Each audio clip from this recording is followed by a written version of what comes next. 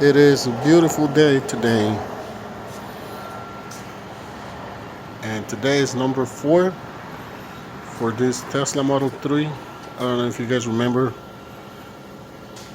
that it was a pretty hard hit, but it already came out from paint, and I couldn't film day number 3 because they painted it on Saturday.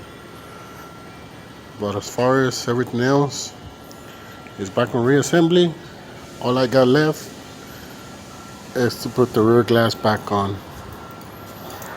As you can see, got a new deck lid,